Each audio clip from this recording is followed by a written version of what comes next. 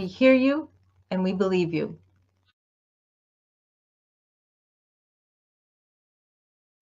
Hello, everyone. Welcome, welcome, welcome, welcome, welcome. This Saturday afternoon. How is everyone doing? Sandy, haven't seen you in a while. How was your trip? Shannon, great to see you. Deaudre Gore, how much more before you move? Lacey, good to see you. Misha, I think this is the first time I've actually gotten the entire intro played on the live. So if you go on replay, you'll actually see the entire intro. So very excited. Love that. Archie's mom, hello. Haven't seen you in a while. So glad you guys could make it. Todd is here. Matrix Rabbit is doing a wrench today. Misha, I'm not sure how much wrenching she's going to do, but she is here as well. And yes, it's a very cool intro, isn't it? I love it. I absolutely love it. Kevin Hawthorne, you are a new one for me. Welcome. 7th. Very good to see you today. How is everyone's doing? You got sick, Sandy? I know so many people have gotten sick lately. It's my allergies are kicking my butt. I tell you. And when cottonwoods start to blow, I'm in real trouble. You like the intro, Shannon? Every time I play it, then I start singing along too. It's so catchy. She did such a wonderful job. Miss Dragon, so wonderful to see you. Glad you are here. So I don't know if anybody saw, you have 3 more months, Deaudre? Oh, that's awesome. That is awesome. Rich, so good. Chilling on a date. Oh, wow. Look at that. Over 5,000 days, clean and grateful, playing guitar. The song stays in your head all the time, Misha? It doesn't mind. Miss Christmas and Layla. Welcome, welcome, welcome. I'm trying to see, supposedly, if I go here on the lifeboat, I can see any chats that are going over there, because I do have my other. Oh, you guys are, they're feeding into here. So I don't have to look at them. That is cool. Spanx, I don't know if you're still in the back, but it looks like, yeah, all of the lifeboat chat is feeding right into my chat and everyone's together. So, hey, this works perfect. All of the lifeboat chat is in my chat. It's blended right together. So I don't know if that's supposed to do it that well, but it, yeah, I'm riffling. You wonder why I was, yeah, we didn't know it would work this way. I thought I would just be looking at the lifeboat screen, the lifeboat chat, and just kind of, talking through that as well. But it seems everybody is coming over here. Hi from New York, V-Bombs. Where in New York? I lived in upstate New York, Rochester area for a long, long, long time. I shouldn't say that. Well, 8 years. That was a good portion of my youth. To me, that was a huge amount of time. All right. So if you were here on Wednesday, you would have noticed that I've changed what we were going to talk about a little bit. And that was because of a couple conversations I had this week. Originally, I was going to talk about love bombing and predatory online dating, which is still in the works to talk about. But I got a lot more questions on grooming. And last Saturday, we did kind of just basic grooming. What are the stages? And we talked a little bit about education and a little bit about identification. And it was just kind of, little bits here and there. And I wanted to put things together more. And I know this is a subject we're going to be coming back to again and again and again. Some people I know who've got kind of the finger dialed in on the younger crowd. This is a pretty big topic amongst them right now. Excuse me, my eye. I was going to try my new contacts with you guys today, but I chickened out. I didn't know how well I was going to be able to see everything. So I figured I'll do that when I'm just like not on here. Yes, guys, I keep meaning to do that as my last things. Thank you so much, Misha. Please like, subscribe, and comment. Last video we had over 100 people watch it, but I only had like 20 people like it. No unlikes, no thumbs down so far. Woohoo! So batting 100 on that. But please, if you guys can hit that like button and check your subscribes just to make sure that you're still subscribed and that your bell for notifications is still on all, because I notice mine sometimes kind of goes down to personalized, and I don't have anything personalized, so I never get any notifications. So Itzy, oh, you're on Long Island. Wonderful. I've only been there once when I visited New York with a friend of mine. How was your Izzy, were you grilling today? Did I hear you were having a barbecue? I think that is wonderful. Yeah, unfortunately, the algorithm I guess it doesn't care whether or not you've gotten an up or a down thumb. It just wants to have a thumb to its way of seeing the views. If you click on it and it's got a view it counts towards it, I guess, as well. But apparently the comments afterwards really mean something. So any of you guys who watching on replay, if you could throw up a comment. If you're watching live, you have to wait for about a minute after the live stream ends and then go into the YouTube and comment section, and it'll pull up and you can actually leave a comment. I've noticed that there's somewhat of a delay there.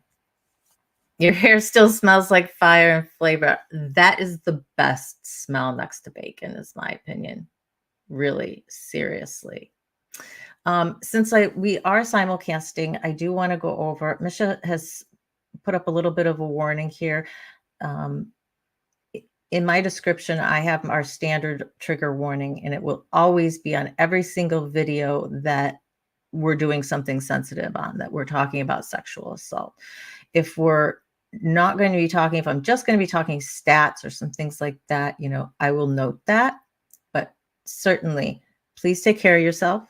If any of this information is triggering and you need to step away, do. If you need to watch this in bite-sized pieces, do.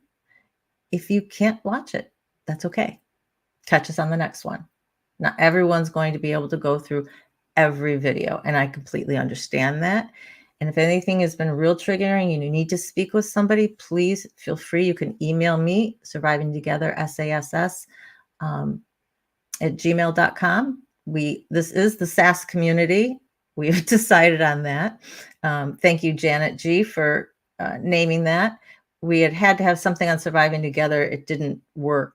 Somebody else had regular Surviving Together. So SAS it is. So we are the SAS community. Welcome to the SAS community. I think that's what I'm going to start things with from now on. Welcome to the SAS community. Welcome to Surviving Together. Welcome to my still hung paintings behind me. Oh, I'm going to get them eventually. I do want to go over the rules real quick. I really don't have very many rules. I swear, I don't expect you guys to completely not swear. If you do, I'm not really worried about it. Most of you guys have been doing this enough that you've been on other channels and you're completely, good in terms of your comments. But there's no bullying. There's no negativity here. You can state your opinion, but it's stating it only. You may not attack anybody else. You get one warning and then you're booted. That's it. I will not tolerate it. Most of us have gone through enough in our lives, and we don't need to put up with the negativity, any of the toxicity. So no religion talk, no politics talk. By that, I mean, not just mentioning something, did you see a headline or something, but we're not going to get into any of the basics of it unless there's a conversation about abuse in the churches. And that would be with different religions. And again, it would be about the abuse. It's not about the religion itself. Lastly, and I understand this sounds a little bit like an oxymoron, but please, we do take confidentiality seriously here on this channel. Everybody in this community shares because they want to, and they're sharing out of their hearts, but it's still their story. And you can share the video and somebody can watch. But I wouldn't go around just saying other people's stories. Can you believe so and so said she was a so and so? If you are mentioning a story for a particular reason, you can leave the person's name out unless you have permission. All right. Mine is obviously out there in 3 different videos, and I talk about it all the time. Feel free to quote me. But your fellow people in the SaaS community, have a kind heart and just be careful, because not everybody is willing to share with the greater YouTube world. We're still a pretty small community here. All right. I think that's housekeeping, except, well, if you notice on screen, my name is Mac. So you'll also notice some people will say Sharon because that is my actual name. But we have Sharons and Shannons in the chat, and it gets a little confusing. So we decided just to go with my nickname. So here I'm Mac. You may call me Mac. You may call me Sharon outside of my channel. I don't care. People use both. But here, if you need me, just say question, comment, or put Mac in capital letters. That way I know you're speaking to me and not somebody else in the chat. All right. Anything else before? You're Veronica V-Bombs. Thank you for listening and letting me know that. Okay, so what are we going to do today that we didn't do last Saturday? Well, we're just going to talk about all this again. We've got some new people here, and some of the aspects it's been a while since we've gone over. And so let's put it all together. If anybody has anything to add, I'll be trying to look at the comments. Not as great at that, but I'm trying. Archie's mom is Nikki. Guys, you're going to have to remind me of these, but I will get it eventually. I swear to goodness. Zelda, welcome. SB, I see somebody. Oh, there you are. Hello. Mock. I never know how to say your name. Mock. There's got to be something else with it. I'm just going to go mock. How about that? I can do mock. And anybody else that I missed. Oh, hey, Sue. How are you? Welcome, welcome. So what are we talking about today? We're talking about grooming. We're talking about child grooming. So specifically, we're talking about people under the age of 18. When I speak of children, that's what we're going for. Anyone under the age of 18. What is grooming? Well, grooming is a pattern of behaviors that someone will go through in an effort to gain the trust of a child for the purposes of sexual stimulation or sexual gratification. That is really their ultimate goal. The power and control that comes with that, I should say. Because what is sexual assault about? Is it about sex? No, it's not. It's about power and control.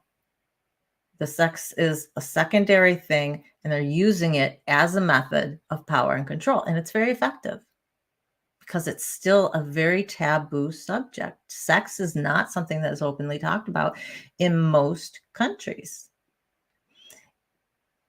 And if we're going to be normalizing this conversation, if we're going to be, driving this stigma into the dirt, conversations about sex have to be had as well. Because our kids need to understand, what are we talking about? What are we warning them against? And if they don't have the language and they don't know how to talk to you, but they don't know what might happen, it's going to be really difficult for them to say anything when the time comes. So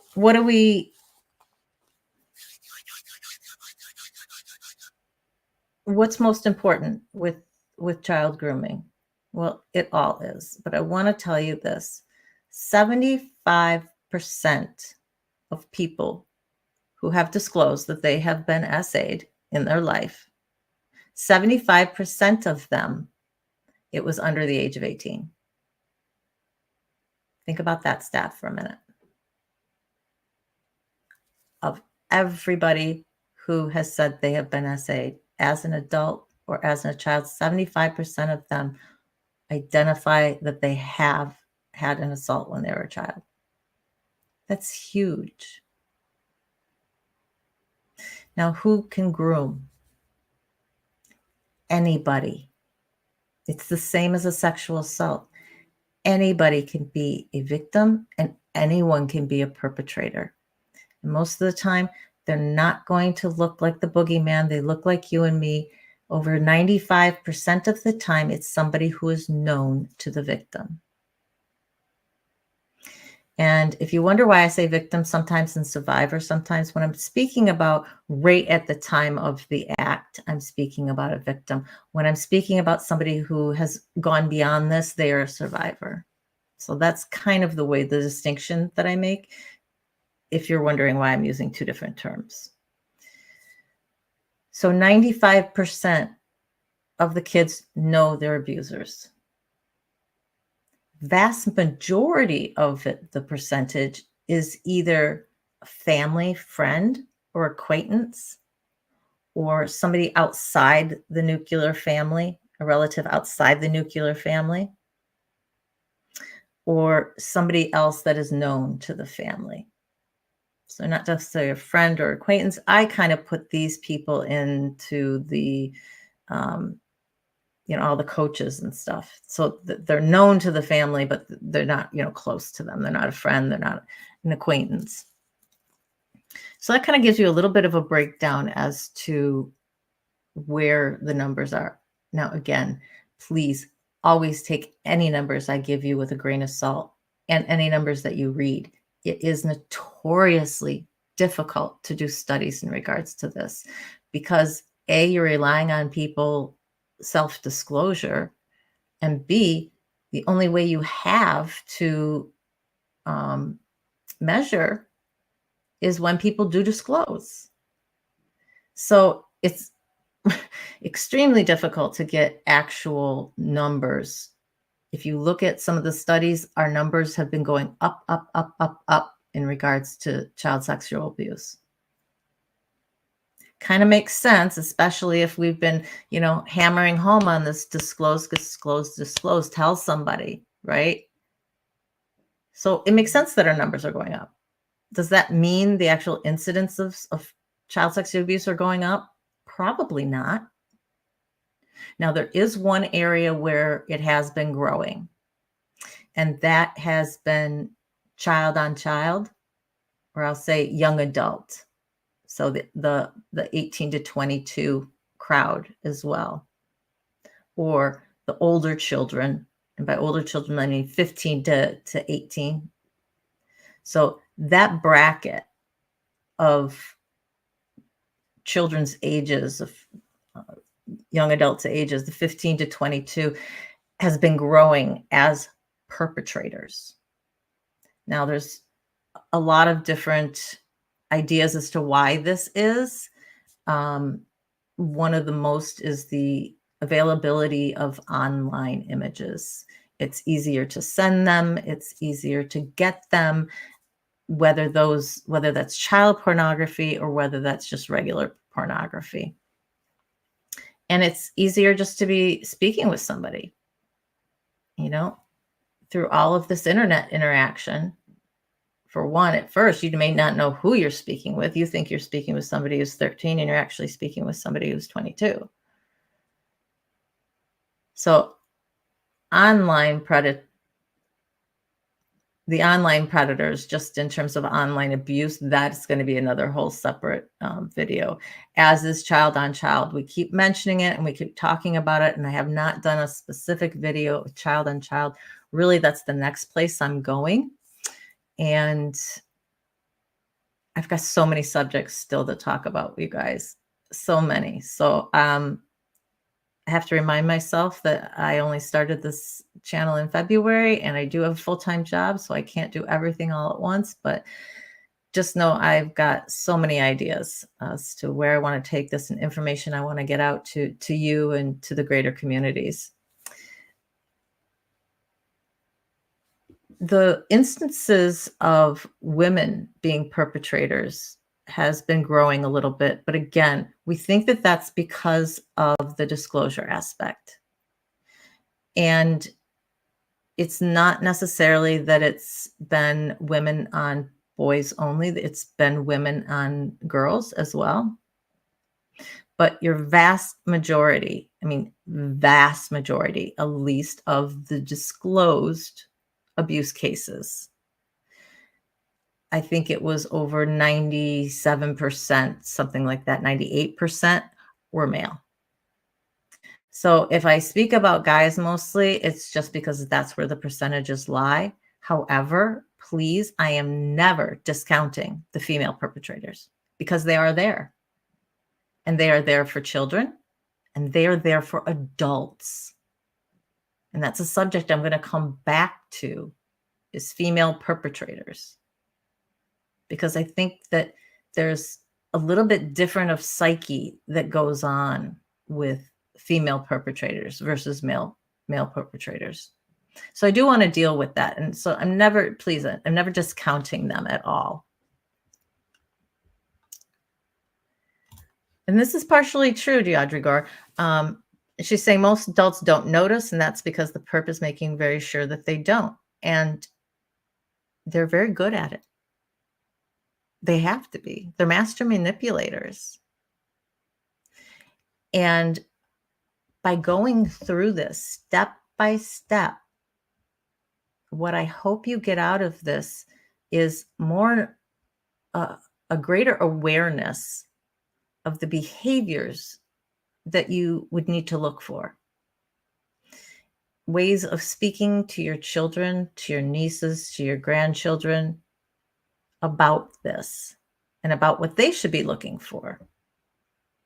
And then tell your friends, educate them, because really everybody needs to know. Society needs to be educated. We often go back to, I move in someplace and I just have moved in someplace. I'm not introducing myself to my neighbors anymore.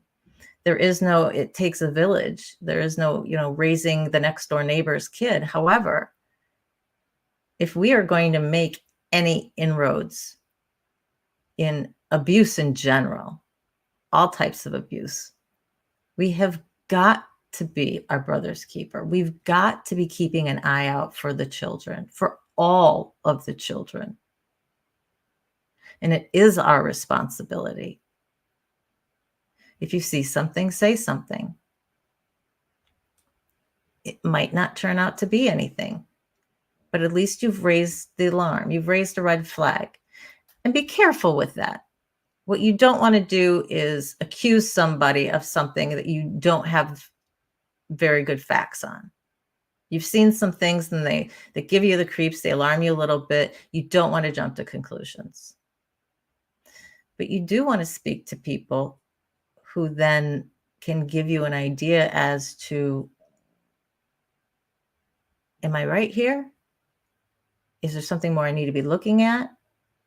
If it's something that involves like a coach or somebody attendant to the school, you can ask other people who are around them. It's just we have to keep our eyes open. You've got to be looking out for your kids and others' kids. And the wonderful thing that has started, that I think the Generation Z definitely has, is the kids are looking out for the kids. At least the young adults that I see now, 16, 17, 18-year-olds, they're watching out for each other. And if they're talking to somebody and they talk to their friend, the friend's like, hey, that guy sounded like a creep, or that sounds too good to be true. You might want to, check that. That's what we need to be doing. But we can't leave it to the kids. It's not only their responsibility.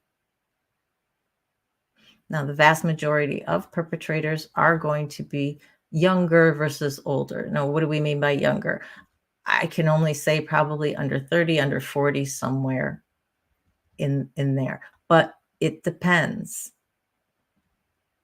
Again, very, very hard to get statistics.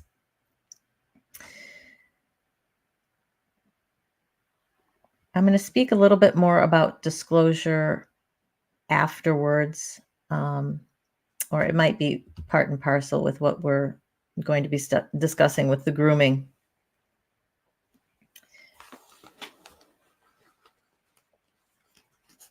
Most children, if they disclose at all, do not disclose for at least 5 to 15 years.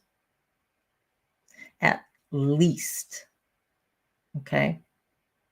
The average age of disclosure is in your early 50s. 50, 51, 52, that sort of age. For a first-time disclosure. And usually it's to a friend or a loved one. And one of the other numbers that struck me was when there was first disclosure, say within that first year, the incidences of who the child told, most often it was a friend or a brother or sister. It was another child. It was somebody under 18. And that's why it's so important that we talk to our children about this and educating them not only in what to look for people grooming them or grooming their friends, but what to do. If their friend comes to them and says, hey, my stepdad's doing this, what do you do? What do you say? What's the right thing? It puts the friend in a difficult position if they have no idea what to do, right? They go to their parent who's not sympathetic, and it can just create a huge mess. So by educating the children as well, not only in what to look for, but in what to do, it's really, really critical. Janet says her daughters are 25. She's got twins, guys. So very different from previous generations, inclusive, less judgmental, more aware, more open to talk about issues. Yeah, I've definitely found that. So that's going to be, what generation are they? I get mixed up. Are they still Gen Z or are they millennials? I don't know. We didn't have a Gen Y, did we? I think we skipped over that. Absolutely. And this is one of the things we're going to be speaking about in terms of how do you identify somebody who is being groomed or is being abused. Because there are certain behaviors that are just very commonplace. But it means you have to know your child. You have to know what is normal from what is abnormal for them.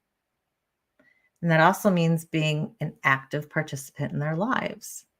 And not every kid gets that.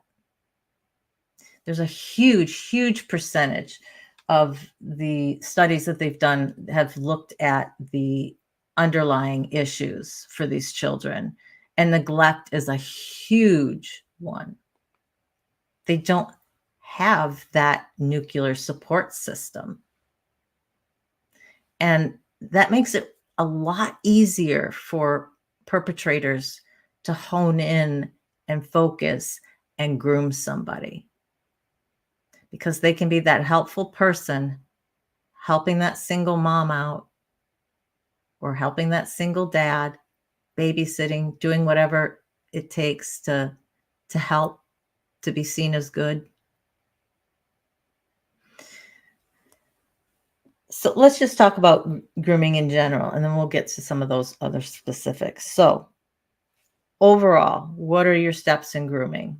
Different people break it down differently, but here's kind of your generalization. 1, you've got identification of the victim. Then the perpetrator is going to try to gain the trust of not only the child, but the family. That is most important for them, because when you have the buy-in of the family, the kids kind of just go along with it. 3rd is fostering dependence. You want that child to become dependent on you for something. Is it an emotional need? Is it a physical need? Is it a tangible something that they don't get in their life? So they're going to foster dependence somehow. Next is going to come pushing boundaries. Pushing boundaries, trying to normalize sex, normalizing sexual acts. Because there will be times where perpetrators will give up on a particular victim if their boundaries are not willing to be pushed, if they're, okay, I trust you, but no, you're not doing that to me. I'm not willing to have that boundary pushed. I know that that's my boundary and it's not going anywhere. So they'll try for a child that's easier to push those boundaries, right? Secrecy and isolation is kind of the next step. Children know that they can't tell anybody. It's a secret. They also can physically isolate them in order to be able to abuse them. So separating them from the family, separating them from the rest of the group, whatever dynamic that is that they're a leader of potentially. And the last is control. They need, in order to maintain the situation, they have to have control over that child and control over the situation. And that's really what gets them off, guys. It's power, it's control, it's being able to do this. And it's just, it is, Michelle. It is so hard as a parent. You are right to keep an eye on everything, raising kids, holding down a job, paying bills, going to college, trying to build ourselves up. You're expected to do it all. It makes easy prey. It 100% does. And that's where I certainly don't want to tell you to be, suspicious of everybody who offers to do nice things for you. But it's just being aware. Trust your intuition, trust your gut. If you get that weird tingly kind of feeling and you're like, this just doesn't seem right, those red flags, pay attention to them. You get more than one red flag and, okay, you really need to look at the situation and analyze it. One of the biggest things besides trusting your gut, and this is for the adults and for the children, because both of you, in regards to looking at stuff, need to trust your gut. So many times we try to logic away what we're feeling, what we're thinking. And the perpetrators are really great at this as well, helping us doubt our own reality. And you need to be very certain as to who you are in regards to having those boundaries pushed and being malleable. The more you know yourself, the less likely you are to be a victim. And I say that because in a grooming circumstance, pushing those boundaries, if you don't know who you are, if you don't know where your boundaries stand, if you haven't thought about these things, it's going to be a lot easier to push them because it's not solid. So helping your kids understand themselves, helping your kids, supporting your kids that it's okay to say no to people touching them, to people interacting with them in a certain way. They have to know where their boundaries stand and that it's okay that they stand. Just because somebody is an adult and is asking them something or telling them something, it doesn't have to change what they believe their reality is. And they can say no. I don't know about you guys, but I definitely grew up in the you listen to the adult in the room type of thing. So that could be really difficult if you were at somebody else's house and they were telling you one thing and at your house, that's not something that would fly, or vice versa. That can be very, very difficult. Yes, raising kids, it's one of the best thankless jobs. Isn't that what they say? Tara, we're glad you're listening anyway. And again, if you need to step aside, please do.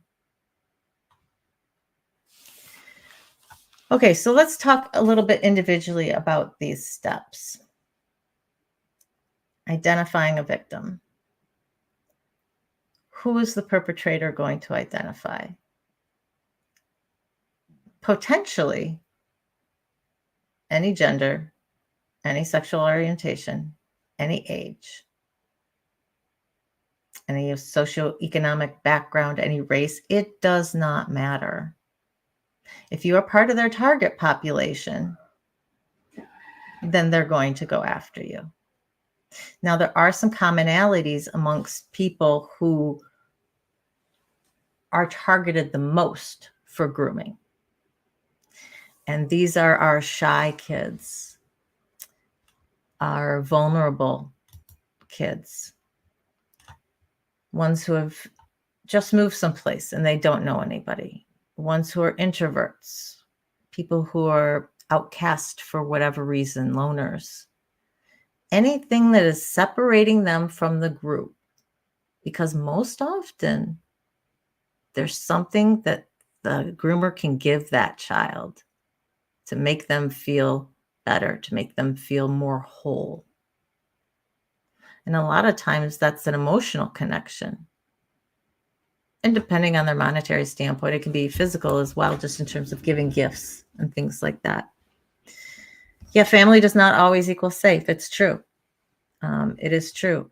And where you have the biggest groupings of kids, churches, different groups, Boy Scouts, Girl Scouts,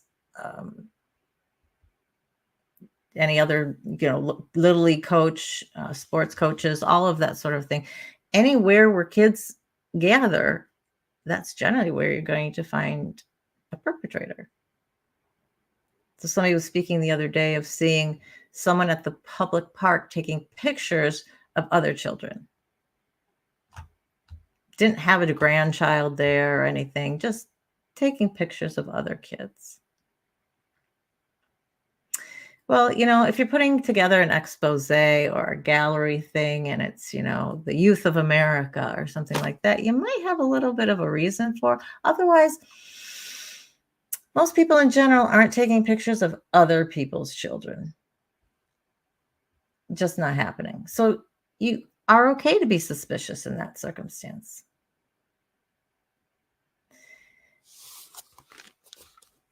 Let me look back and see if there's anything else in regarding to anything identifying a victim I wanted to talk to you guys about. Nope. You would also think that the younger the better, just because they don't know any different. And it's not the case. Perpetrators have a particular age bracket that they're interested in, and they rarely go outside of that. Now, there are some that do. There are some that seem to not even possess a particular type or a particular gender, but most have a grouping that they're interested in. And it's 6 to 13 seems to kind of be the real common age, 7 to 12, somewhere in there, of where most youth fall as to their age is when they were abused, at least when the abuse was started. Yeah, you're right. It's better to be rude than to take chances, because you don't know. And if that person was really doing it for pure purposes, when they talk to you, it's going to sound that way. I just believe that there's just no way of explaining that out if you don't have a pure purpose for it. And if you're wrong, you're wrong. And hopefully that person would say, you know what? I'm glad you checked. I'm glad you checked with me to make sure. You didn't know it, but that's my grandniece over there. I'm just in for the day. So I'm trying to get a picture of her. Fine. But yeah, definitely always keep your eyes open. So that's really it with identification. And once they've identified who they want, there's trust. Then the interaction starts. in terms of the grooming, the ramping up. So it's building trust, especially with the family, doing stuff for the family, doing stuff for the parents, doing stuff for their older siblings, being involved somehow, wanting to be that person that the neighborhood would go, no, not them. We trust them so much. A wolf in sheep's clothing. They look like everybody else, guys. So pay attention. Is somebody paying extra attention to your child? Is somebody kind of out of the blue offering more help than they normally have for no apparent reason other than just to be helpful? Now, hopefully, hey, if it's your nephew or whatever, hopefully they just want to be helpful. They're realizing the importance of family. Great. But if they're also targeting, if they're also maybe talking to one of your children more, or has a little extra gift for that child, you'll notice there will be an extra focus. And sometimes it's just staring. They're watching TV with somebody and they're staring at the child and the child's staring at the TV. And so you notice these things. When they stare at the child, where are they staring? You can get a sense as to whether somebody's just looking at a kid or whether they're really looking at a kid. So again, being aware, but that takes knowing our kids. It takes being involved in our kids' lives, and things are hectic. So accept help where you need it, but keep your radar on. And if those red flags start going off, then you would cut contact with that person. And you always want to speak with your child too. Is this person making you uncomfortable? Have they said anything to you? Have they done anything in particular for you that they didn't do for the other kids? These are types of questions that you can be asking a child before you have gone and done anything else. But you always, always want to be asking open-ended questions. I think it's wise for every parent to at least watch a course of forensic interviewing, because what you don't want to do is, if you do end up having a case where your child was groomed and there is assault going on, you don't want your questions to have placed ideas into their heads to where somebody could argue that they made something up. So always just very open-ended questions, letting your kid fill things in. Shire Kitty, welcome, welcome, welcome. Tara, Tampa B man, welcome. Take a break here real quick and just see if there's anybody else that I need to say hi to. Okay. So those are things with trust building that you need to be watching for. And it's anybody who's involved in your life and involved in your kids' lives. Fostering dependence. And please note that all these steps don't have to go 1, 2, 3, 4, 5, 6. Okay. They can kind of be jumbled around in there, and they can be doing parts of several at one at a time.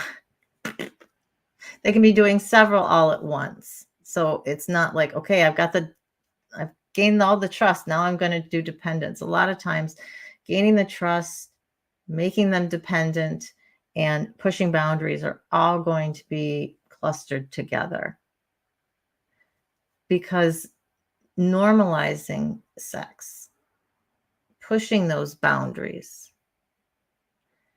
often is going to start very, very small. A hand on the shoulder, touch on the back of the head, a brush down the arm, just getting them used to your touch. And it can be very, very incremental.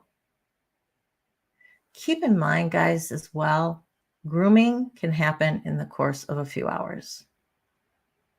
Just because we're talking about grooming and I'm speaking of it kind of in the general sense of where it may take a few weeks, maybe it's going to take a few months, but it can happen in a very short period of time. So it doesn't have to be something that's long and drawn out. So it's another thing that your kids and you need to be aware of, that things can, boom, kind of just go all at once. Now, what are we talking about when we're talking about fostering dependence? That is where the person is going to be trying to fill whatever void that child has, whether that's emotional, whether that's physical, whether that's being a father figure or just somebody to lean on, a friend, whatever hole they have in their life. That's what they want to fill, because they want to be that person who the child comes to. Nobody else understands me like you do. Or they will say, I'm the only one who understands you. I'm the only one who can get you like this. Or you, child, are the only one who gets me. You understand me in a way nobody else does. Shh, we have to keep this quiet because people wouldn't understand this. But, you're so mature for your age. And these are all different kinds of conversations that can be going on and that can be happening at the same time as trying to push boundaries.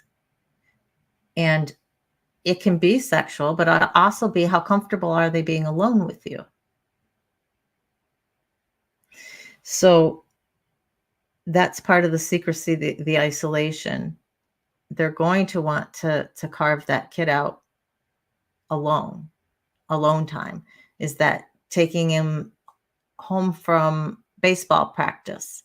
Is that being the babysitter for a night? Is that taking them to the park?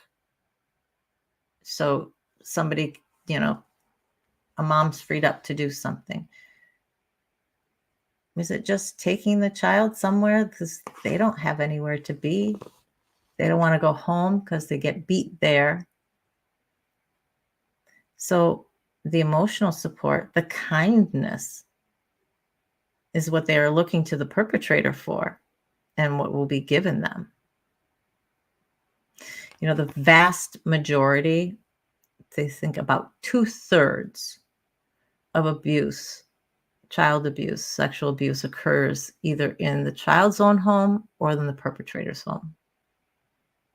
The other section is just kind of, other, somewhere else. Public, not very often. They didn't break down any of the other ones, but majority at your home or somebody else's home. Keep in mind, though, that the child doesn't have to be isolated alone for abuse to happen. I should say alone in the house. They can just be alone in a room. But if they're alone with a perpetrator, if they're alone with an adult who you don't intimately trust with every fiber of your being, there's a potential that something could happen in there. Just because there are other people in the house does not mean that abuse will not happen. So very important to keep in mind, because that's whether it's in your own home or whether that's in the perpetrator's home. They get very good at sealing the child off from the others, whether that's just in a separate room or whether that's in the backyard or, wherever it happens to be.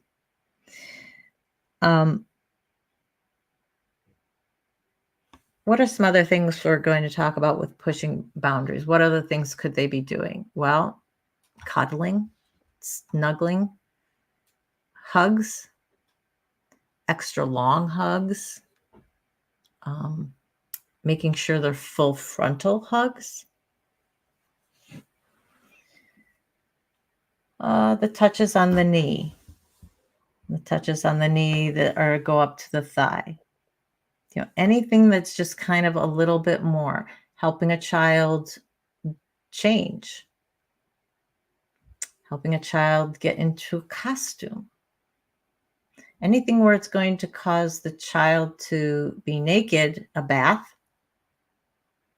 If they're naked in front of the perpetrator, they want to normalize that, as well as they want to normalize their nakedness. So you may find that they've got their shirt off. They're cuddling with your kid on the couch. Okay, they're hot. Still, I mean, your bells should just be going off a little bit.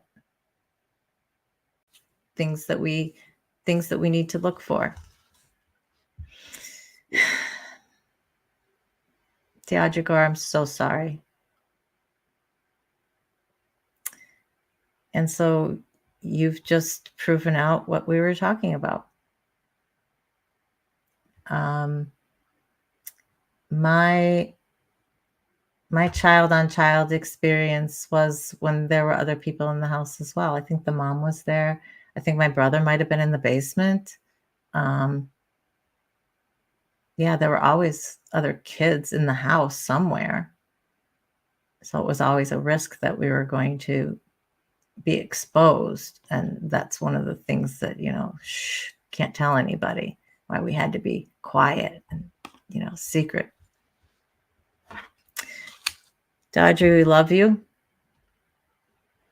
So sorry that happened to you. And I hope you know that it's not your fault. Guys, it's never your fault. Never. Because that is the definition of sexual assault, non-consensual. And if you're under 18, it's non-consensual by definition. Doesn't matter if the kid says, yeah, sure. Because they don't know any different. Again, educate your children. They need to have the words to be able to talk to you.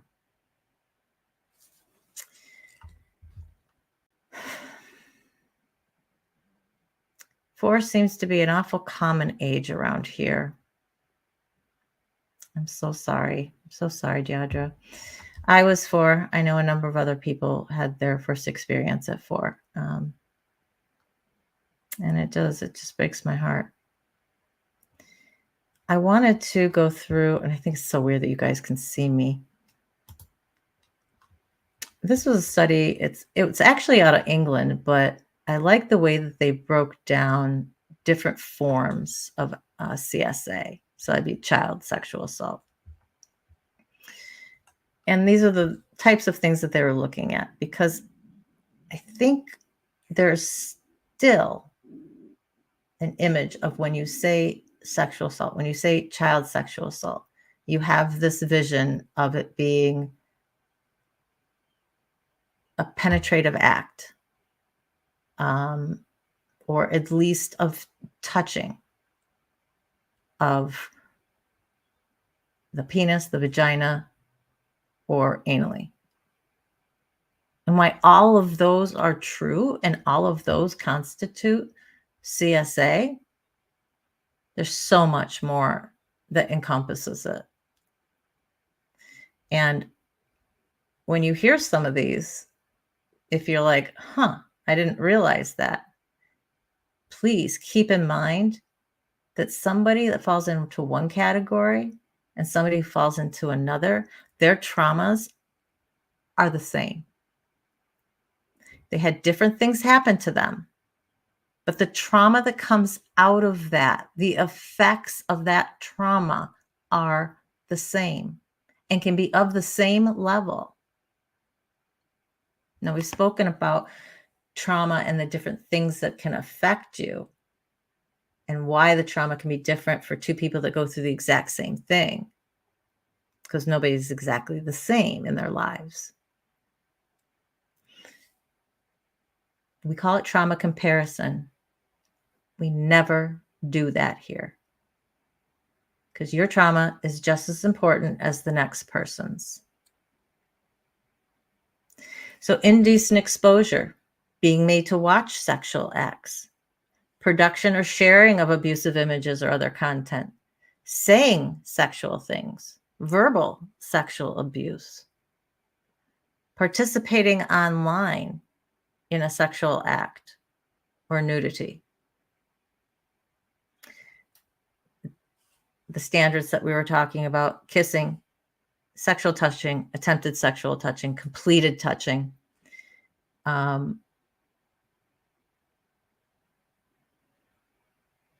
Then there's trafficking, exchange of goods, whether that's money or food or something for sex. You've got those types of things, which we're talking about in regards to the consent aspect, right? Because we're just totally taking away any consent that they have there. But exhibitionism, the perpetrator is just totally naked, and they've called the child into the room and said, "Hey, come here, I want to show you something." And they're naked, and you're like, what? That's a form of sexual abuse, guys. So we need to expand, I think, our understanding of CSA and our understanding of things that can be potentially psychologically damaging for our kids. Traumatic. I don't say damaging, I'll say psychologically traumatic. And then having to deal with that stuff later on in life.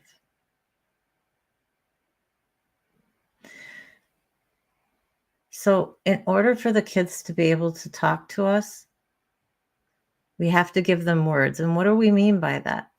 Well, they have to know where their boundaries are, what things are off limits. They need to know words for their parts. They need to have words to be able to talk about certain acts. Even if it's just it's a very young person, you say, if somebody touches you here, or if somebody touches you here, or if somebody takes one of their body parts and touches you somewhere. Giving them just a basic understanding. As they get older, you can expound upon that more. But they need to be able to tell. One of the, this is out of a different study, and it really struck me, the things that people were saying. And one person said the reason she didn't tell is because she said that I think there were some siblings, they tried to tell their mom, but they were really scared to. They didn't know why, but they were just scared. There was just, there's just something about it that, because the kid knows it's not right. But if they don't know that they're not going to be blamed for that, for something happening, then they may second guess. They said they also didn't tell because they didn't have the words to tell. They didn't know what to say. They didn't know how to tell their mom that they felt weird when this guy did X, Y, or Z. So giving kids the vocabulary and giving them the understanding of what to say is really crucial. Some of the biggest reasons that kids don't come out and say anything, embarrassment is probably the number one that I saw. Potential for humiliation and not being believed. And those kind of round out your top three. Not being believed, and or also having the abuse get worse, or to have something else be worse in their life. Maybe it would be their parents hating them because they've accused the favorite uncle. They're straining relations that way. There's something about the situation that just gives them pause and says, things are going to be worse for me if I let this cat out of the bag.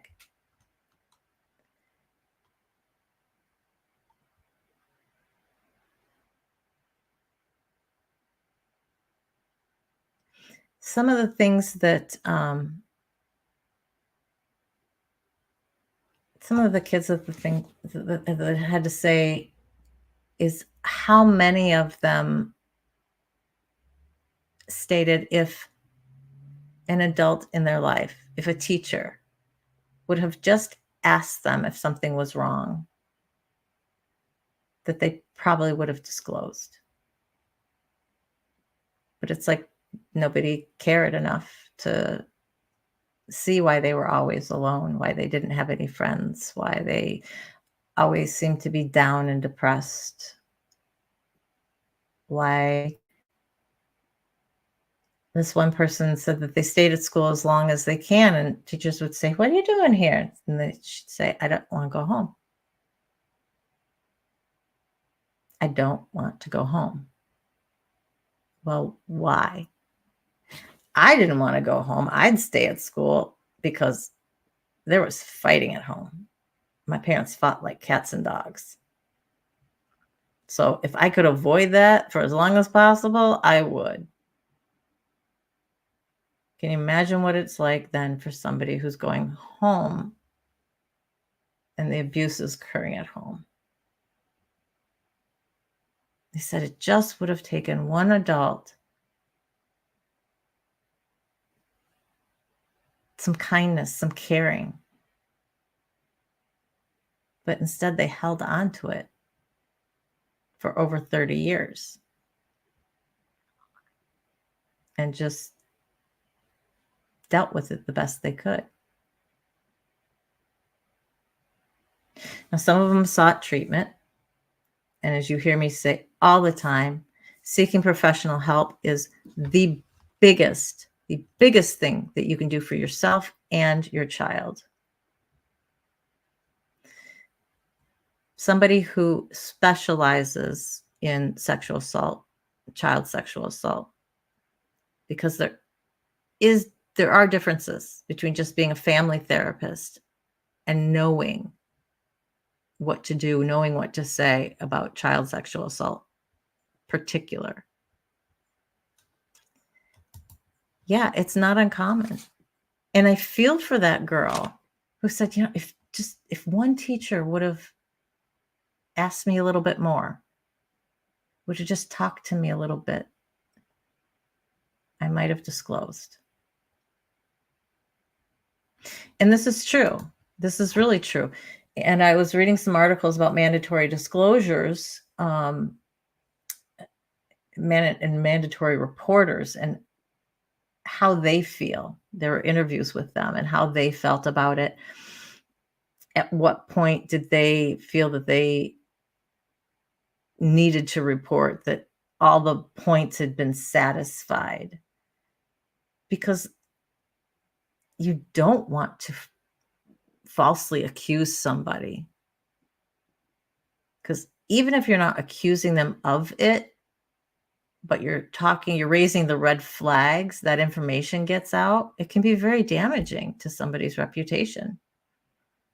And even if it's proven false, sometimes the rumor mill gets a hold of it, and that it's proven false doesn't always get around. So it's very tricky. I understand that. And I understand that, especially when it's interfamily, people don't want to be accusing people unnecessarily. And that's why I say, one red flag, okay, pay attention. 2 red flags, okay, we might need to step in here. Any more red flags than that, contact needs to be cut off. And that's how I feel. That's my personal opinion on that.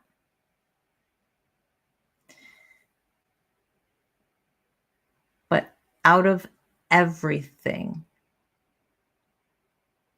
in terms of if you have suffered any sexual assault in your past, whether as a child or as an adult or as a repeater, many of us are, got that victim stamp on your forehead, feel like it's burned in an invisible ink that only perpetrators can see, right? Tell somebody. Tell somebody. If that is not a professional therapist, and you can't say it out loud yet, write it down. Write it down in your journal. Write it down on a piece of paper, then burn it. But eventually, you need to say it out loud, because saying it out loud means you own it. It also means it's real. I can't tell you the number of times I hear people say, it's like if I didn't say it out loud, it wasn't real, and I could pretend it didn't happen. And so when I say something to somebody, tell somebody, say it out loud, that can be to the wall. It does not need to be to another person. It can be talking to your cat or your dog. But saying those words out loud, you don't have to go through everything that happened to you. But even just saying, I am a survivor. I am a survivor of child sexual assault. I am a survivor of adult sexual assault. This happened to me. But I'm not afraid of it. I'm not running from it. I own it. I was not responsible for it. It is not my fault. And I am taking back any power I gave that perpetrator. And it's all mine now. You cannot hurt me anymore. And I think that goes a long way for healing. When we're able to look at the source of our trauma and take back some of that power that we lost, that helplessness that we felt, does not mean that the effects of the trauma are going to go away like that. Especially if you've been dealing with this lifelong, you've got issues to work through, the effects of the trauma. And for any of you guys who are new, as we are saying, there is the event that causes the trauma. Okay, so this is the sexual assault. That causes trauma. When something like that comes at us, we have a fight, flight, or freeze response. We're going to do one of the three. And not necessarily always the same one, guys, but we're going to do one of the three. And our body is going to remember that. So the next time we have a situation that's really similar to this, that's how we're going to react. And it's in your autonomic system, okay? Your automatic nervous system. So you're going to react before your brain, that logical part of your brain, has a chance to kick in and say, oh, this is just a trigger. I am overreacting a little bit. I'm not in danger. There's nothing here. But you could freak out at just a trigger, even though you said, gosh darn it, next time I said I wasn't going to do that. Well, until you learn to break that cycle of how you automatically respond, it's not going to change. And that's a very difficult thing to do. So we need to be able to break that. And that takes a lot of practice when you're not triggered. That's a whole nother thing that we'll get into.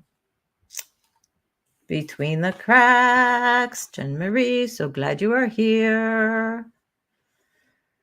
Who all have we been talking about as I have been yabbering on and on and on? Brazy girl, I'm so glad that you're here. I'm glad that you are a survivor. I'm glad that you've taken that mantle and run with it.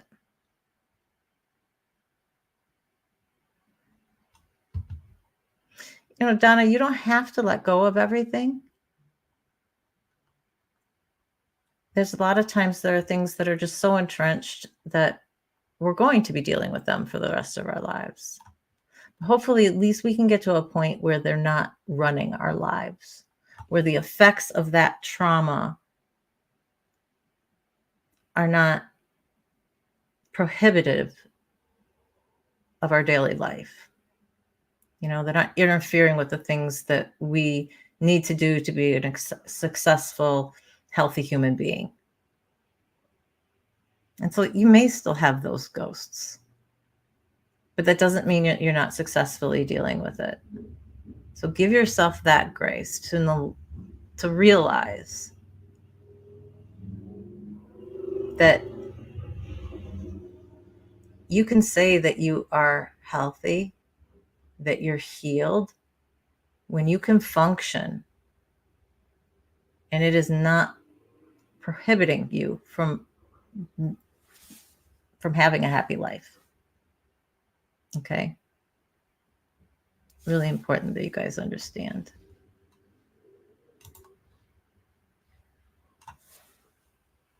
All right. What else do we have to talk about in regards to any of this? I know that I bopped around a little bit.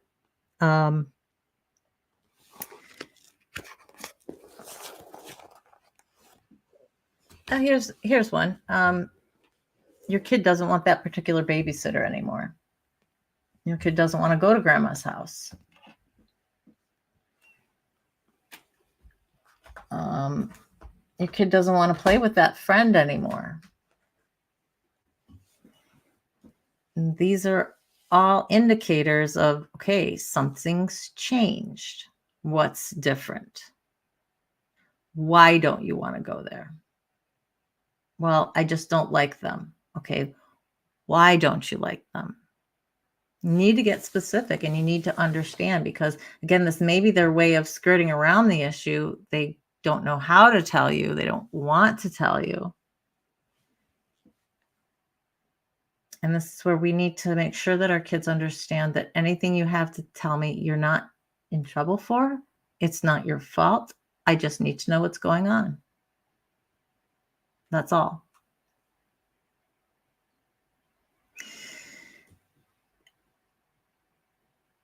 So recognizing, and we touched on this a little bit before, and these types of things can be with your kids, since we're talking about that specifically, but with your friends as well.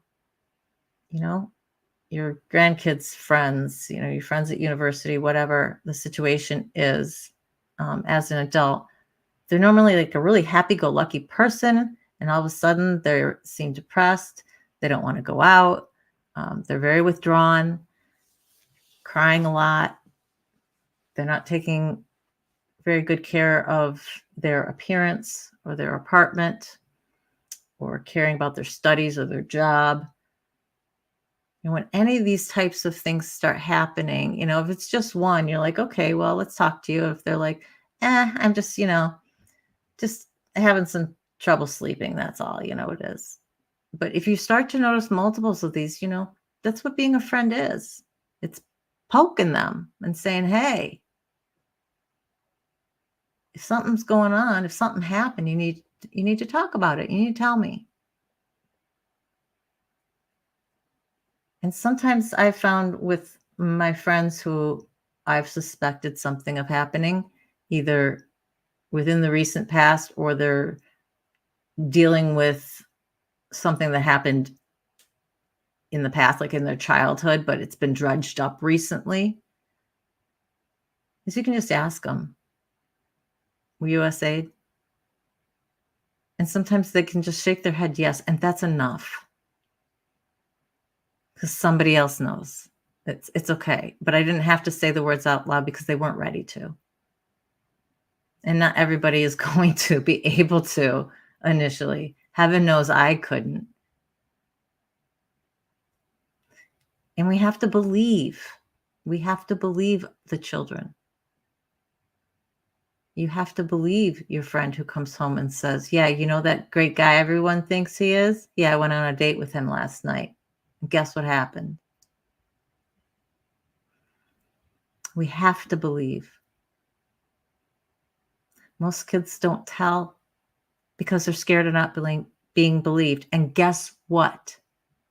The majority of them are not believed the first time they tell, or the second, or the third, or the fourth. To me, that is unconscionable. there is no reason that little Susie is going to accuse Grandpa Joe of touching her underneath her underwear if something didn't happen, either to her or to a sister or a cousin. It's not something that they would just make up.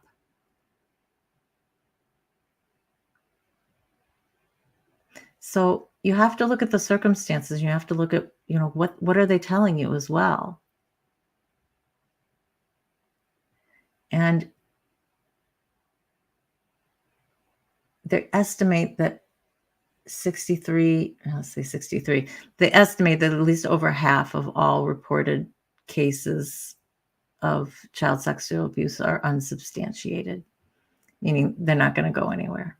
Child's not going to be removed from the house if it's accused of being intrafamily. Nothing's going to happen. That's another reason kids don't disclose. They don't think anything's going to change.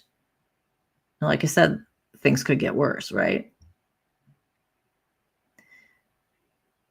So then it's up to us as parents, neighbors, to be watching out and making sure that we're keeping that person away from the kids, so that everybody in the house knows that Uncle Joe is not to be here, or Grandpa Joe's not to be here alone with Susie or any of the kids. You got to take precautions.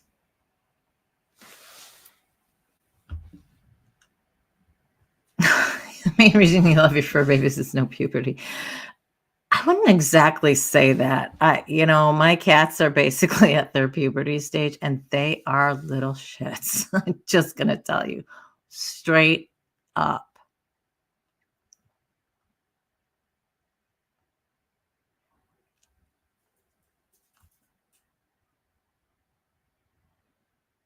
Please, let me reiterate for anybody who is new here, you do not have to talk in the chat. You do not have to share your story. You do not have to identify yourself as a survivor to be here, to lurk, to listen, to participate in the chat. What you choose to reveal is 100% totally personal to you. If you feel you need to tell somebody, you don't have a therapist, if you want to write an email to me, I'd be happy to read it. I'd be happy to speak with you back and forth. We can do private streams like this if you wanted to do something, just kind of face-to-face talking. I'm more than willing to fill that role. And sometimes just doing that initial exposure, it opens the gates for healing. Because you are now saying, it's a problem. It's a problem I have to deal with. You're not going to be able to deal with it all at once. And not everything's going to be fixed by tomorrow. But it does help. It really, really does.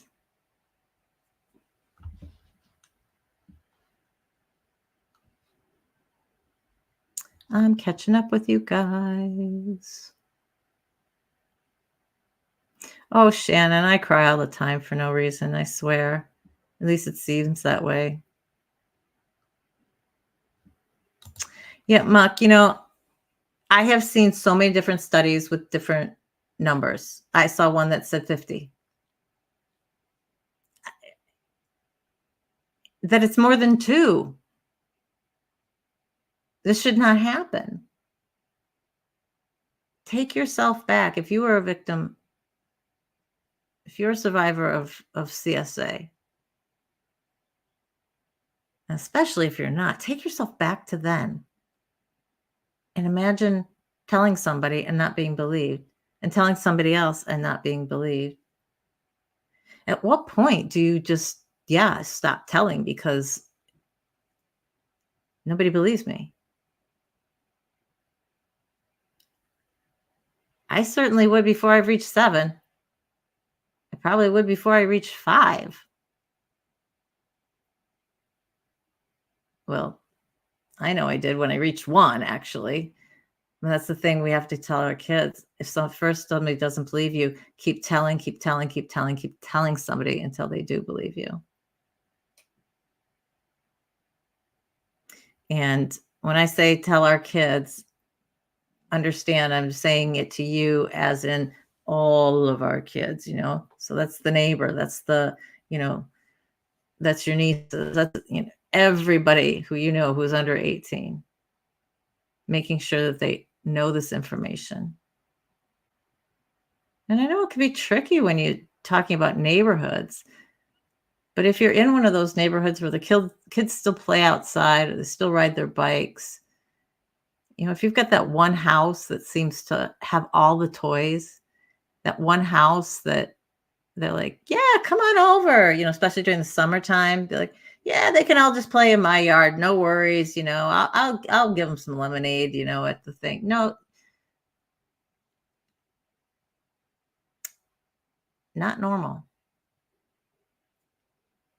Not going to say that it's necessarily nefarious. Okay, won't go there.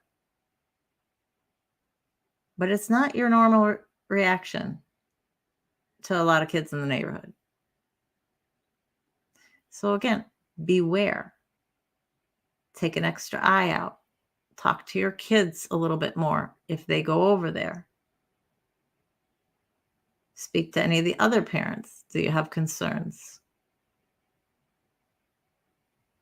Especially if it's something that's in a neighborhood or it's about a coach or somebody where you've got other parents that are involved.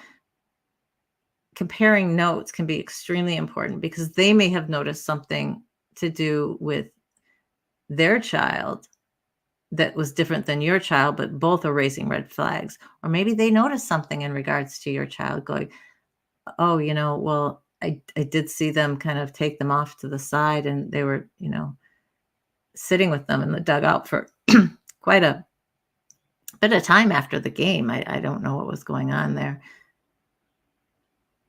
Just being able to get information, incredibly important. Tara says, question for prevention. I heard you talk about being present for the child and telling them to say something if someone touched them. What other methods are helpful for prevention?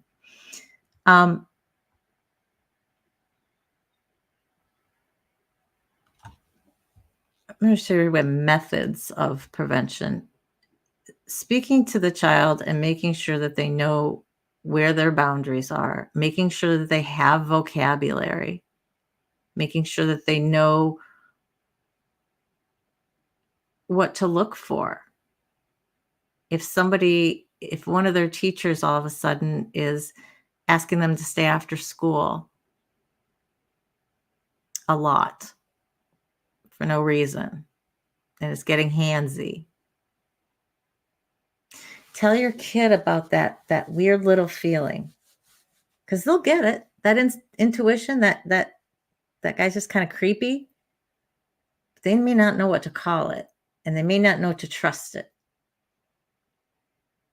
So you need to tell them that's something to pay attention to. And if you feel creeped out and you in somewhere you don't want to be, then don't, right? Get out of there, get someone to take you home, whatever the situation is, tell somebody.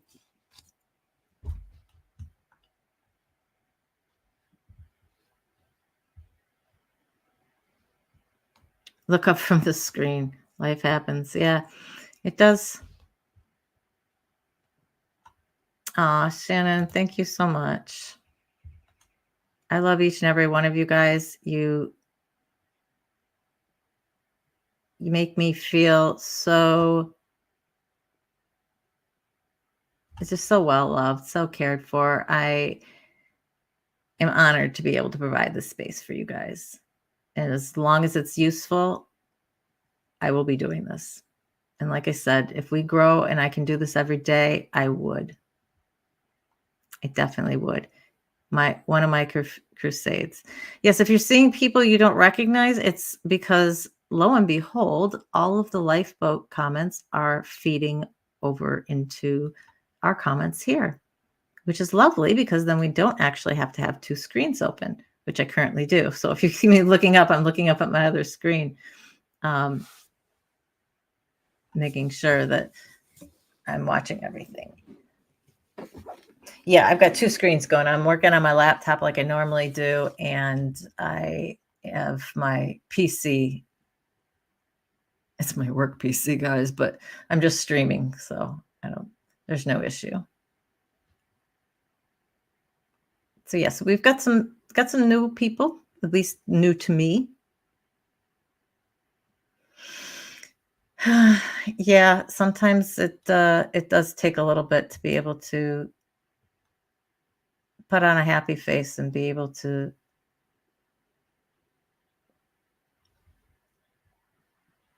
face the world. Dodry, I think there's something important with this. You say, I think every parent should let kids know that they're not allowed to have a secret with an adult. I think it's really important. I heard this thing once, and it was about an adult. It was about being an adult, right? And saying, if you feel like you have to do something in secret, you probably shouldn't be doing it. And I've always thought about that in terms of things when I've kept them secret. When have I kept them secret? And except if it's a case of I'm keeping a friend's secret for them, something of that nature, where I certainly would, as an adult, keep their secret. I can say that, yeah, I just, I was kept in secret and I probably shouldn't have been doing it, right? You're keeping a secret from your parents, you're keeping a secret from your spouse or your boyfriend, or, whatever it is, because you're cheating on them, you're doing drugs, whatever it is that you're doing that you don't want them to know about. Normally, it's something that you shouldn't be doing. So definitely, I think that that's an important rule that you can set down with your family. One of the first things you taught the grand princess is we do not keep secrets, not for birthday surprises, not for playing games. You don't keep secrets. I think that's an okay thing to say as you're a kid.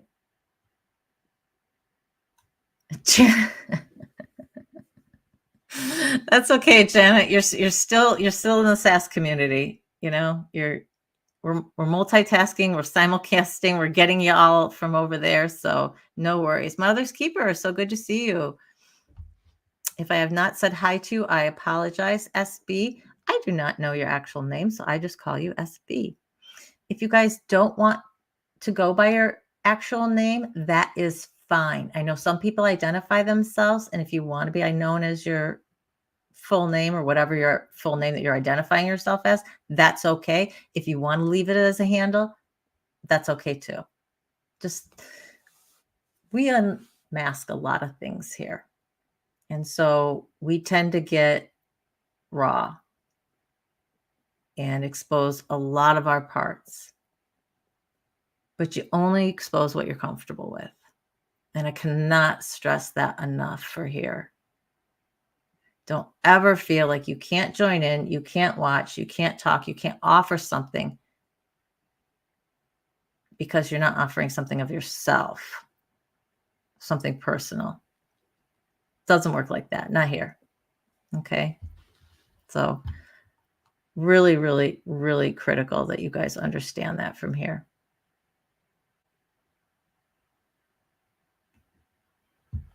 I think it's great when you can have siblings watching out for each other.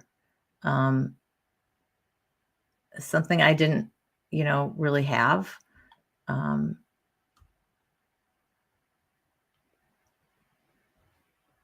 But it's great when the family can come together like that. Yeah, anytime an adult is asking you to keep a secret, whether it's something that they've told you, something that they've shown you, just the fact that you are alone with them, more than likely, they shouldn't be doing that, meaning the adult. There's no reason to keep that secret. especially if an adult asks you to keep a secret you need to tell. It's kind of like the opposite, right? And we want our kids to feel safe to tell. So if something does happen, we need to separate them from as much of the effects of it as possible. At least that's how I feel. There's somebody in our lives that needed to separate things for, but I didn't want it to be a huge deal in my son's life because it had only been some red flags. Okay. So nothing had been done to him at all, but I wanted some separation from this person. But my son didn't need to know why that was all happening. Later on, I was able to explain it, but at the time, he was just too young. And so it can be really touchy when you're at the point of dealing with the red flags. And I don't have a great answer for you. It is going to be based on circumstances. It's going to be based on what has happened and what hasn't happened as to whether or not you need to be going to the authorities at that point, whether you need to be reporting them to the organization head, or whether it's just somebody that you need to cut ties with, or a relative you just need to keep an extra eye on. A lot of different ways of dealing with that.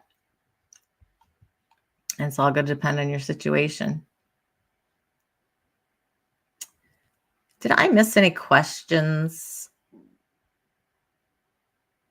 I'm going to look back. Sassy is great. You're here for it. Yes, this is the SAS community, guys. We are a SAS community. You can thank our own Janet G for that Nomer. She said it once and I loved it. I'm scrolling back here just a little bit. I know that I have probably missed conversation that was happening here as I was blabbling on. To anyone who has opened themselves up and has been speaking during the chat as I've just been blabbling on, thank you for sharing. We welcome it here. We welcome you. And we love you. We care for you. And that's why I will always say with my channel, we hear you, we see you, we believe you. Period. Period. I think it's just critical for you guys to feel that you have a happy, safe space to be able to say whatever you need. Midnight Show. Yes, we are all survivors. You are correct. We are all survivors. And, it doesn't even matter if you are not a survivor of SA. We all have our traumas. We all have something that has caused us trauma, whether that was parental neglect, whether it was some emotional abuse, whether we had a near-death experience with a car accident. I mean, there's so many things that create the same traumatic responses as SA that it really is proper to say we are all survivors. We're just survivors of different things.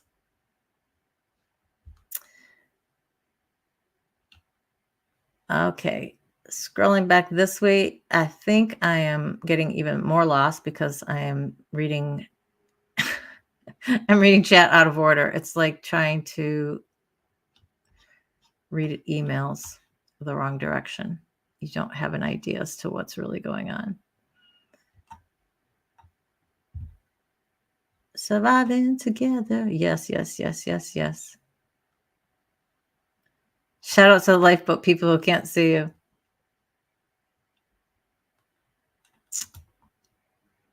Yes, Jen Marie is here.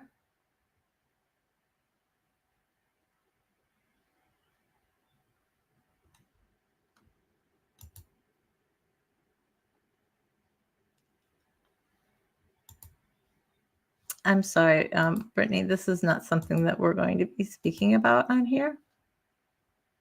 So you can please keep your comments to yourselves in regards to that. Can we get that taken down, please, Kate? Please, guys.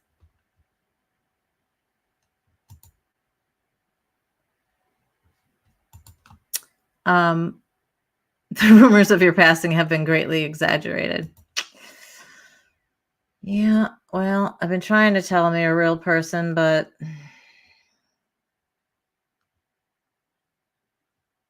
you are so loved. Oh, yeah, I'm going to be on my other's keeper on Tuesday, right? I think that's what we decided. I am going to be speaking about grooming, actually. So this is kind of apropos that we talked about it here. So whatever questions she has for me, whatever context, Kim wants to interview me in, that will be, I don't know what time. 6:37, 7:30, somewhere in there.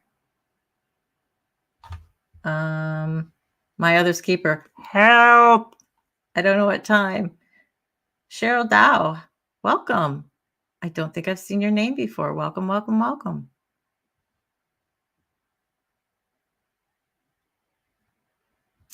Yeah, we will we'll let you know. We'll post it here. We'll probably post it on the lifeboat, things like that, and we'll get out what time we're doing that.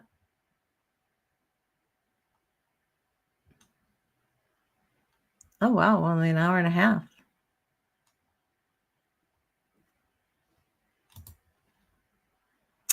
Yeah,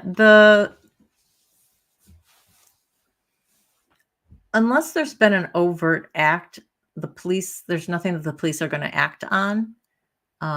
However, I think it's important to make a report if there's been some significant evidence of grooming, because I think it adds to, if somebody does report and something has happened, there's going to be information behind that that says, listen, we suspected something might be going on with this guy. And not to say, well, we suspected and nobody took it seriously and then something did happen, but it's more of a support of, yeah, this is probably not the first time he did this. He's got a history of behavior. So unfortunately, it's kind of like a PPO, you can ask for one, but nothing's going to be done with it until somebody actually makes an overt act crossing that line.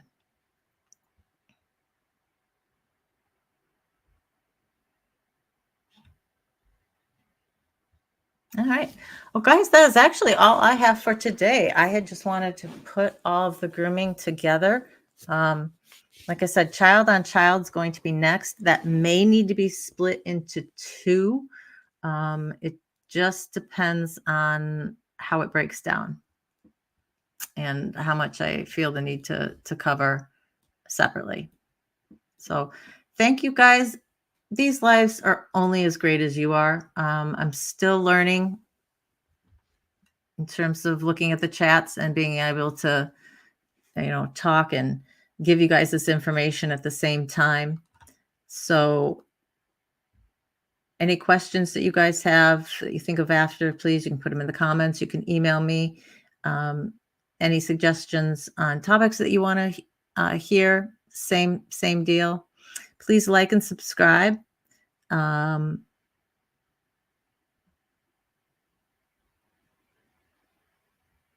Yes, yeah, exactly. This is what I was talking about, Donna. Just having the paperwork helps. It can sometimes go to past behavior. Yep, you're right. That is exactly it. And if we can help out anybody by reporting what we've seen, I think it's helpful.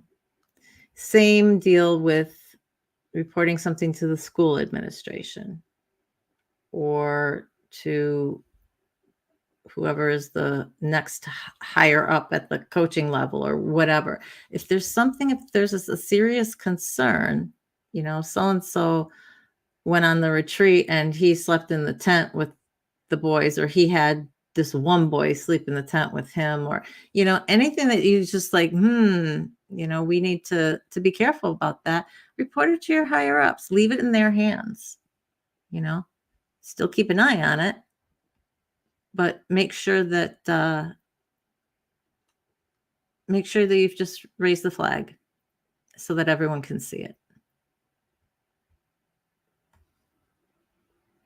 I've only briefly touched upon this, Kristen.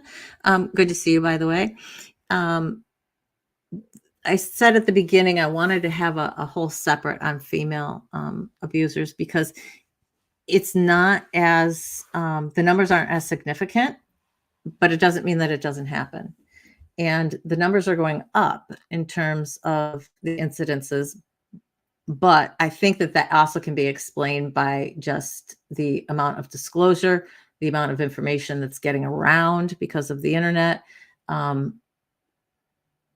think there's, a lot of reasons as to why that can be going up, that it's not necessarily that it's happening more now than it was in the past with females, but it's being discussed more.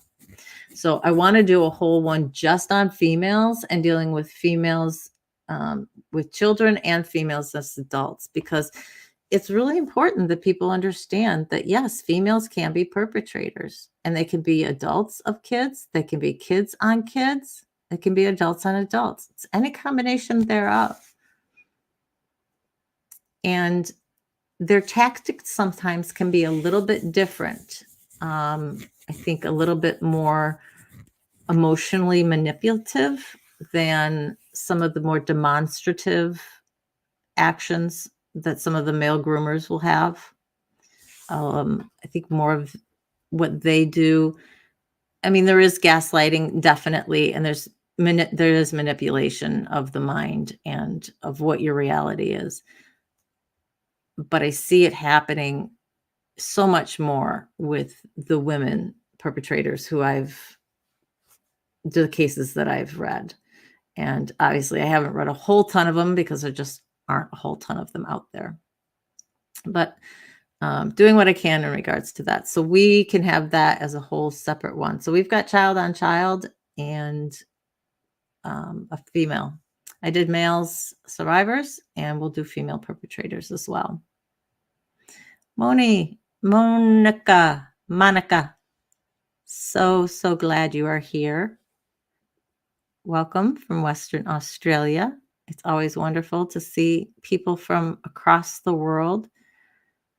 There's an excellent episode of Small Town Dicks about a female perpetrator. It's sad, but an interesting story. Interesting. Yeah, I'll do some more research on it. It's an area that obviously that has not been researched very much in terms of official psychological papers, papers that have been written, serious studies that have been done, because people just, it wasn't something, believe it or not, the numbers of CSAs reported in the early 70s were close to zero. It was so rare.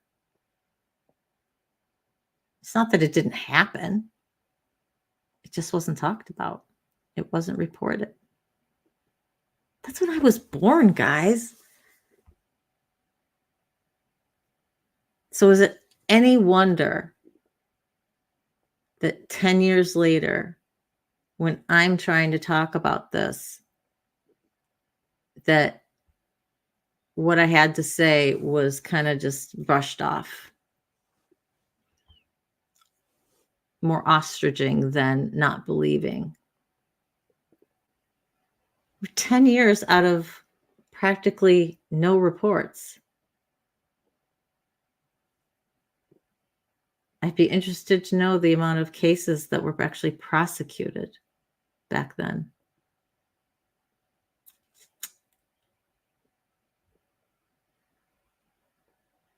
No, I did not, Jen. Would you care to come on and discuss it? Because I only know exactly what you have told me, or exactly what I saw on the thumbnail in regards to this. If you would like to come on and talk about it, I will. Otherwise, I will say that Down the Rabbit Hole covered this today. And this is as much as I know. It was caught on film and it was reported to the authorities. And it was biting the ear in a sexual way, I guess. It wasn't a Mike Tyson biting the ear. It wasn't one of those chomps.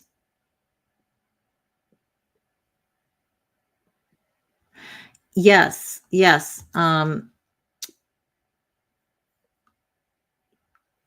Elizabeth Smart, right? They were both a little off the wagon, I think. But it was a couple. The man stole Elizabeth right out of her bedroom. And her younger sister was right there as well. And he was prophet and wife was, whatever you have to say, master type of thing. So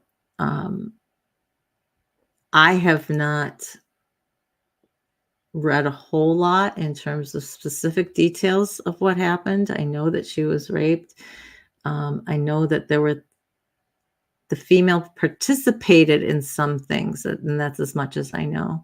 And, all of her details do not need to be, thrown out everywhere. But she's pulled her life together. She's really has pulled her life together. And JC Dugard, who was the other person, I don't know if you guys remember this, it was like within months of each other that JC was found, and then the Elizabeth Smart was found as well. And JC had been held for 18 years, I think it was, and had 2 kids. And she was kept basically as a sexual slave. And the guy was married.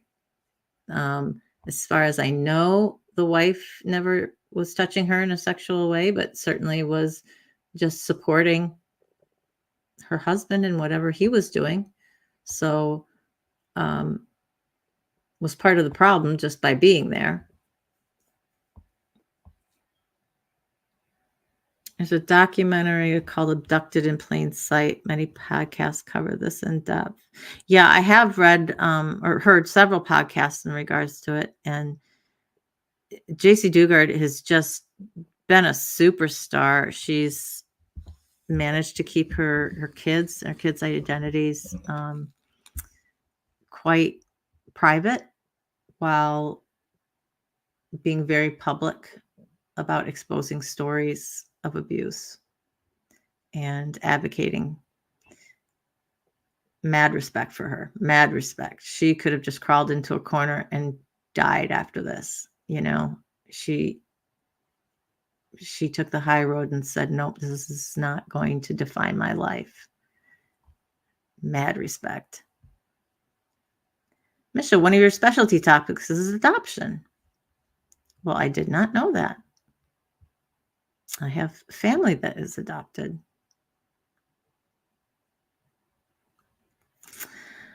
All right. Well, thank you all for being here today. It's wonderful. I'm going to make sure that all of my settings are done properly so that the wrenches have all of their abilities for taking down comments or blocking comments. I'm not sure if I've prevented any of you from doing that. So we'll have to see.